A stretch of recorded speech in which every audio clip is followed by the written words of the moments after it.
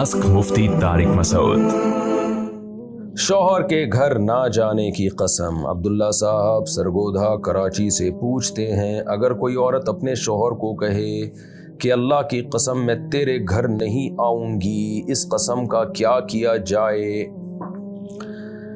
हाँ, औरत अपने शौहर को कह रही है अल्लाह की कसम मैं तेरे घर नहीं आऊँगी, इस कसम का क्या किया जाए? शौहर से पूछे कि क्या किया जाए। हो सकता है शौहर कहे कि आप वही करें जो आपने कसम उठाई है। तो बाज़ दफ़ा मियाँ बीवी में इतना इख्तलाफ होता है ना कि वो लड़ के आधे हो चुके होते हैं, दोनों चाह रहे होते हैं कि हम जान छुड़ाएं एक दूसरे से। तो दोनों आपस में मशवरा कर लें कि कसम को बाकी रखना है या तोड़ना है।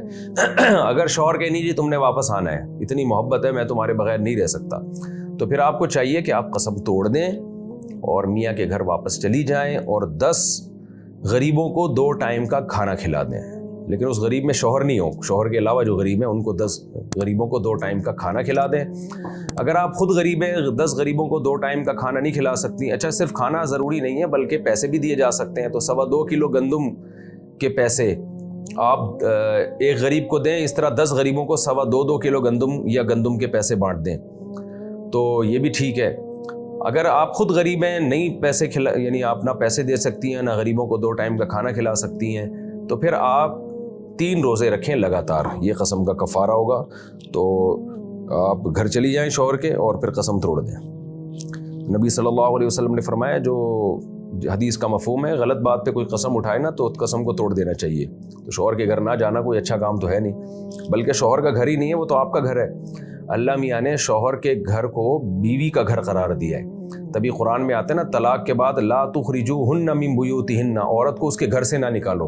हालांकि वो तो शौहर का घर है, शौहर किराया दे रहा है या शौहर मालिक है, लेकिन अल्लाह ताला शौहर के घर को बीवी का घर कहते हैं कि औरत का घर जो है ना उसके शौहर का घर है।